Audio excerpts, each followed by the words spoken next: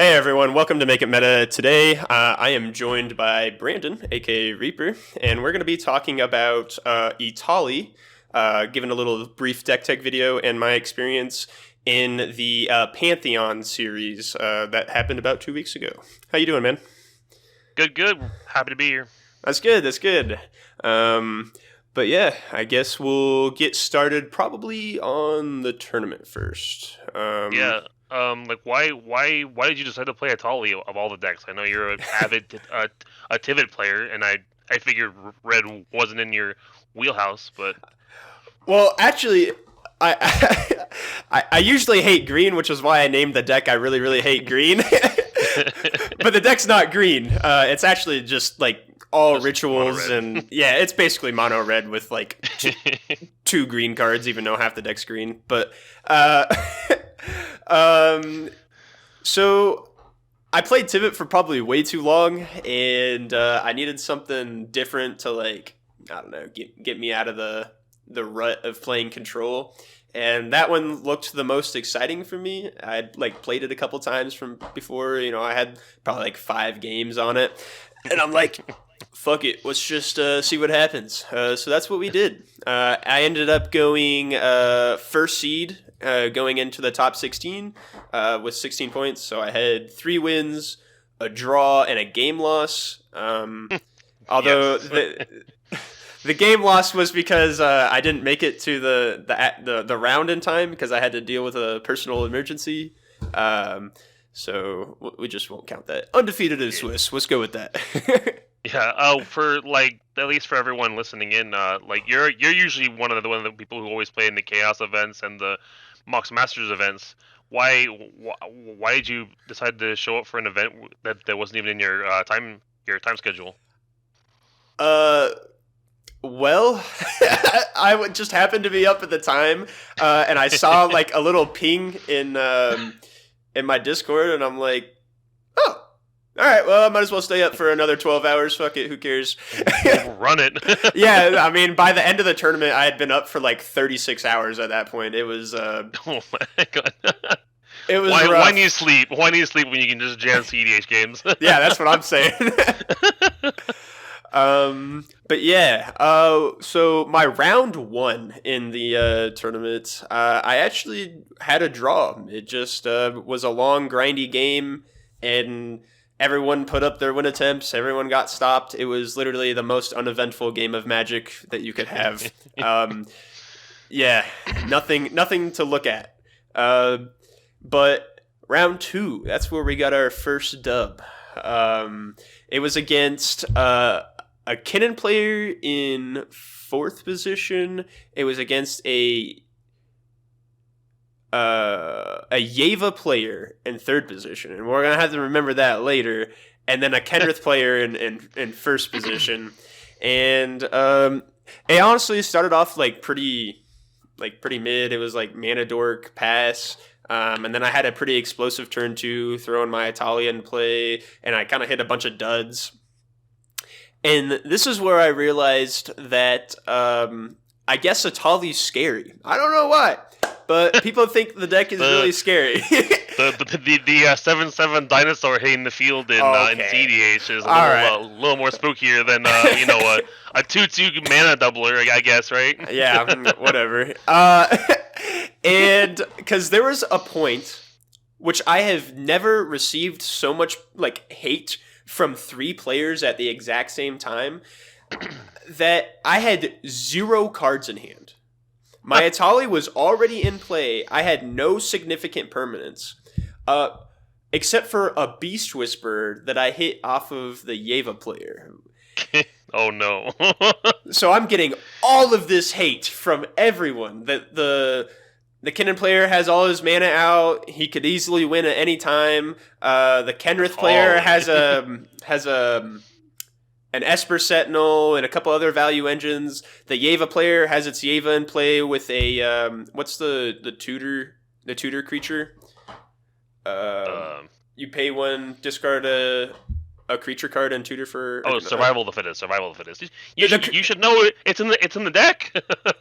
No. It's the creature version of Survival of the Fittest. Oh, Fauna Shaman. Yeah, he had a Fauna Shaman. Hey, mono green's mono green. You got to make what you can get at that point. Well, the point is, right, he can go off at any time, and I'm just getting this hate while I have 0 cards in hand. Like, I was like, whatever, man. I mean, it's the old tried and true.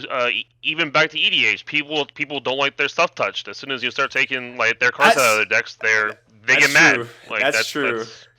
But yeah, basically, I untapped on my turn with an Etali and a Beast Whisperer, and I top decked like an elf, and basically I just stormed off and won with an elf. Hey, like I guess they can't know your top deck, but storm decks are scary. Like, you put a turn 2 Etali out there, people are gonna get a little worried. So yeah, that's fair. I mean, I don't know, man. I don't know. We got there though. I guess that is one of the upsides of the deck. Like, I was talking with somebody today about it. Like, you could be playing against 3 creature decks, flip 3 pieces to 3 different combos, and then just lose the game. At least you're able to pivot out of it with a Yeva Elf Ball piece, I guess. Yeah. Sometimes you make use of cards that you never thought that you could make use of. And it's just a specialty of the deck is you turn everyone else's good cards into your good cards, and you find a utility for them. Sometimes you just hit 3 counter spells and you feel bad about yourself, but it honestly is a roll of the die, and it's whatever. Yeah. But going into round 3, it was me in 4th position versus 3 Clue Farm players. Oh man, Baby Blue Farm. Yep. My turn 1 was completely uneventful. I did land, Ragavan, pass, and then it kind of went around. Everyone's putting down. This guy's got a Mystic Remora. This guy's got his Ristic Study. This guy's got... He was at... the third player was actually going pretty slow, so I assumed he had an early win in hand or something.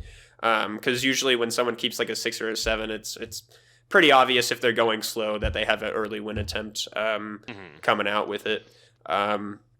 But going into my turn 2 in last position, I alerted the table ahead of time. I'm sorry. I'm about to feed the hell out of this Mystic Remora. Hey, it's all you can do with a turbo deck, so... Yeah, exactly.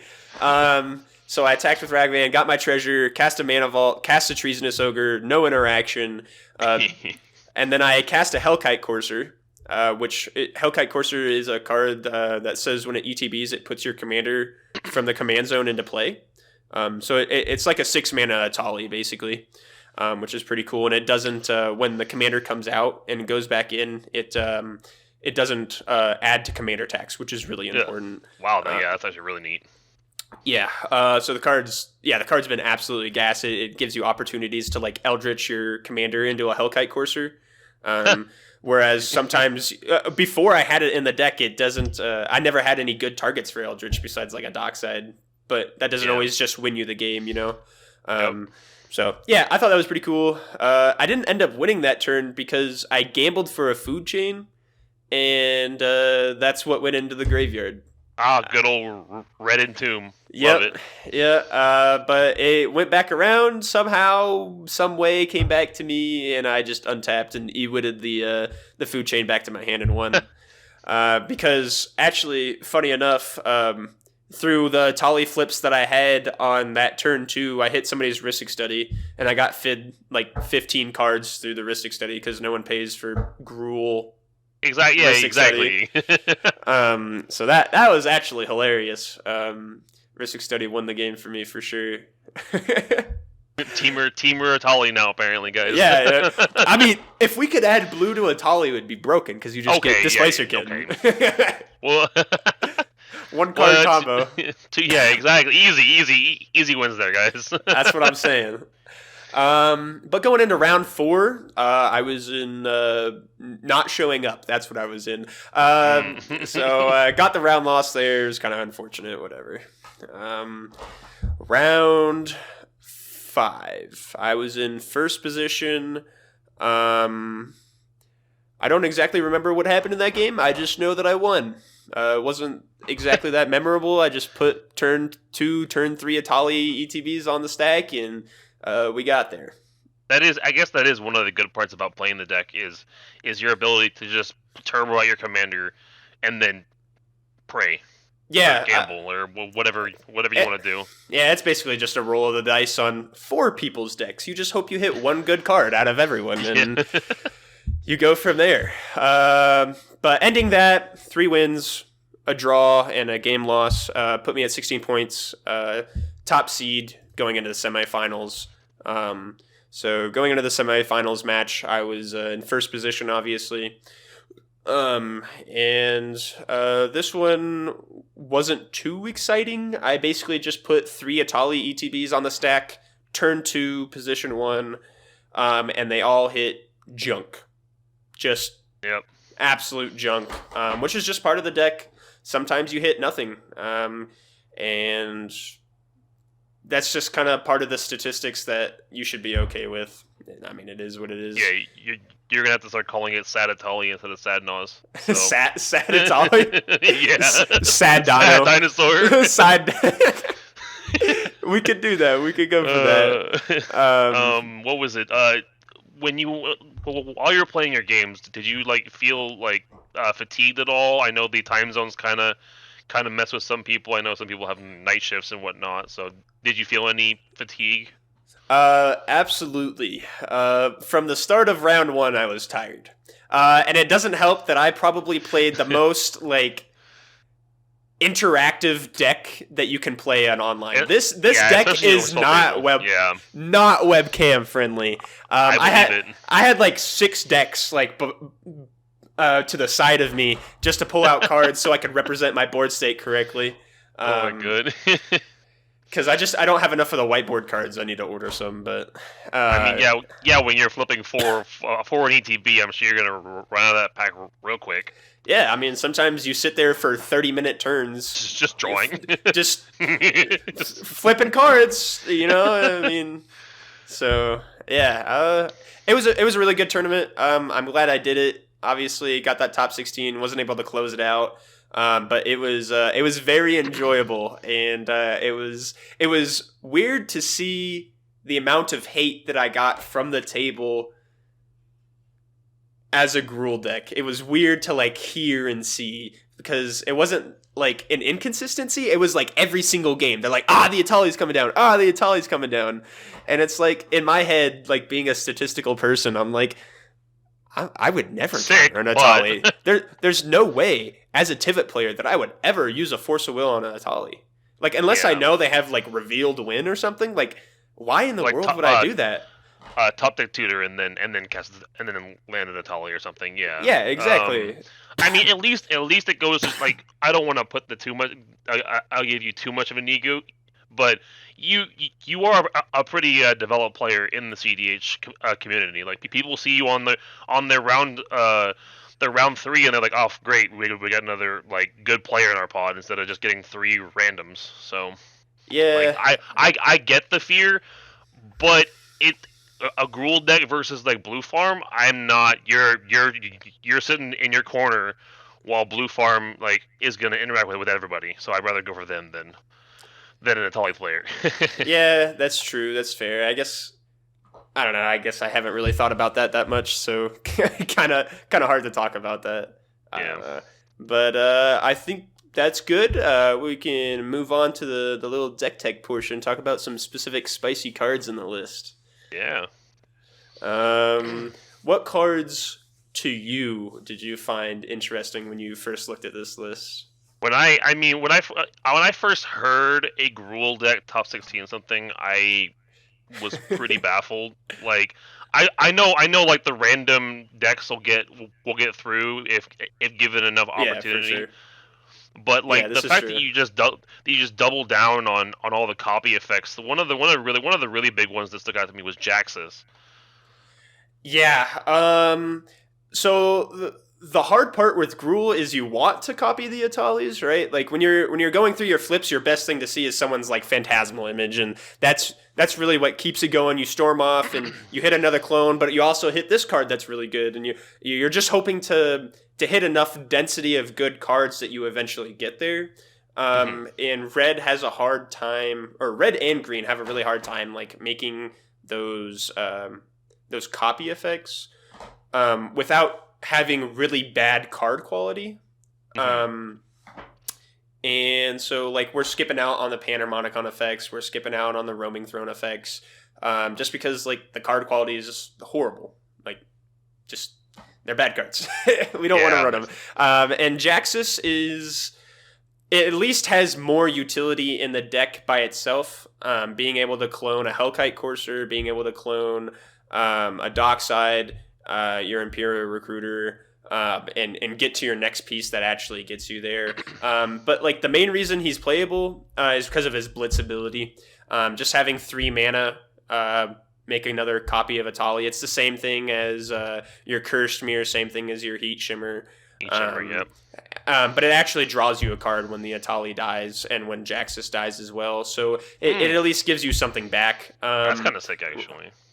Yeah, so it's relevant. Definitely not the best card in the deck, but it definitely has earned its place, and it will stay there going forward for sure. Yeah. Another big creature, at least that I saw, was a new include from the Jurassic Park set, Hunting Velociraptor. Yeah. Never thought I'd see.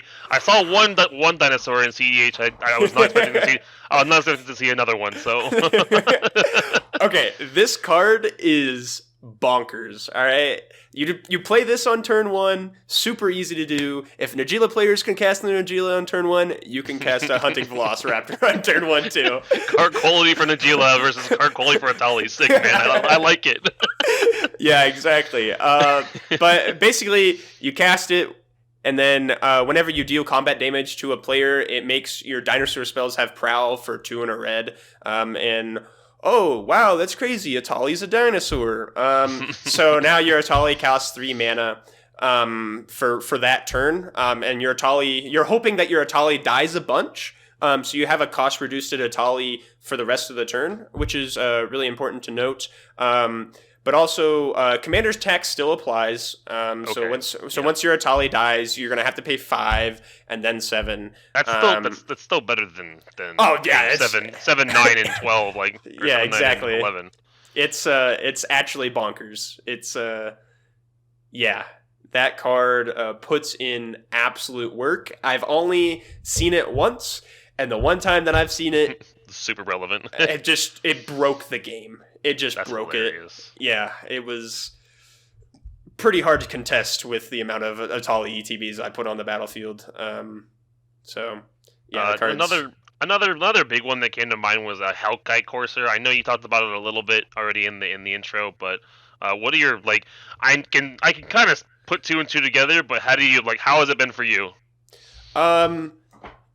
It's straight gas. I didn't have it in the beginning, and I was 100% wrong for not running it. That's all it is. It's literally 1 mana less for your commander, and it skips any commander tax. So when you clone the Hellkite Courser, it comes right back in. It gives your Etali haste as well, which is really important because you can beat the Ad Norse player, right? Yeah. If you happen to have a bunch of mana laying around, you can turn it into a Blightsteel and kill someone, which I have done before too. Not the main game plan, but sometimes it comes up. And also it's a really good Eldritch Evolution hit. When you hit it off of Etali, you can sack your Etali. Etali goes back into the command zone. Hellkite Courser comes into play. You bring back your Etali and you start it all over again. And then if you hit any clone effects, of course, you just clone your Etali again. Yeah, so card, absolute gas. I think something that I would like to point out as probably being the best card in the deck is Rionia Fire Dancer. If you notice, we don't have a blue farm amount of instant and sorceries, but a large majority of our ways to get to Etali are rituals. between our Jessica's Will, our Gamble to get Dockside, Rite of Flame, Desperate Ritual, Seething Song. We have all these ways to go into getting our Etali, but also when you originally cast your Etali, sometimes you hit 2 counterspells that you can like have target each other or target one useless thing that you don't care about. And oh my gosh, all of a sudden this Rionia now triggers 5 times, and then you get a 35-minute combat step of resolving Etali ETBs. It's amazing. It usually honestly ends the game. The cards absolutely bonkers in this deck. Definitely the most tutored card in the deck besides Dockside. Yeah, for sure. I know you're not trying to beat out Tyam's track record for taking long game actions, but it's there. Yeah, I've had 60-minute turns before for sure. It's just it's part of the game. I mean, once you start hitting things that you're not used to hitting, you're off to the races. Yeah, you start finding out weird lines that you normally wouldn't want to do. But I think that pretty much sums up the weird cards of the deck. Do you have any other questions that you would like to ask about the deck? So if somebody would want to pick this up like as their CDH deck, do you have any recommendations? Do you have any just words of advice to how to pilot the deck? Yeah.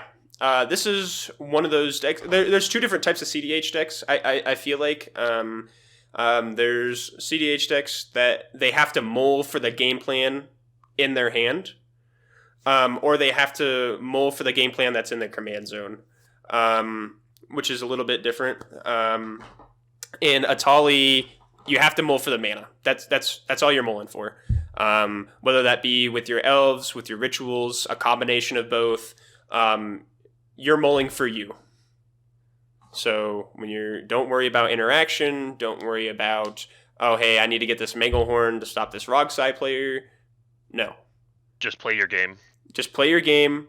There's going to be Rhystic Studies, there's going to be Mystic Remorse. People are going to tell you, please don't feed it, please don't feed it. Don't care. I'm playing my Etali, I'm flipping my cards. If I don't win here, not my problem. I did what I could. It's the turbo set mentality. Like if I'm not winning right here, like I really don't care about everyone else in the game. So and it's a little bit better at doing that than decks like Rogsai, because Rogsai is casting a lot of instant and sorceries, which are extremely easy to interact with. Yes. We're casting a lot of creatures. We're doing our Rionia, we're doing our Hellkite Courser, Treasonous Ogre, Dockside, and Temur Sabertooth Loop. And those are just really hard to interact with. We're casting Etali, really hard to interact with. And it gets to a point where we have a large density of spells being put on the stack, so one counterspell usually doesn't mean anything. It's really the Mind Break Trap that ends up getting us when they have it, which is 1 card in 100. Whatever. If they have it, they have it. Yeah, if they have it, you just MBT check your opponents, and if they don't got it. Yeah, that's basically how it is. That's definitely what I would recommend. I don't think I have anything else for this. Awesome. I just wanted to thank you for coming on, man. I really appreciate you taking the time out of your day to come here, and to our viewers, really appreciate y'all for taking the time to look at this video. I really hope that you guys can pick it up as well. I'll keep my list updated. If you guys have any questions, please feel free to reach out. And without further ado, I think we'll check out. Sounds good. See you guys next time.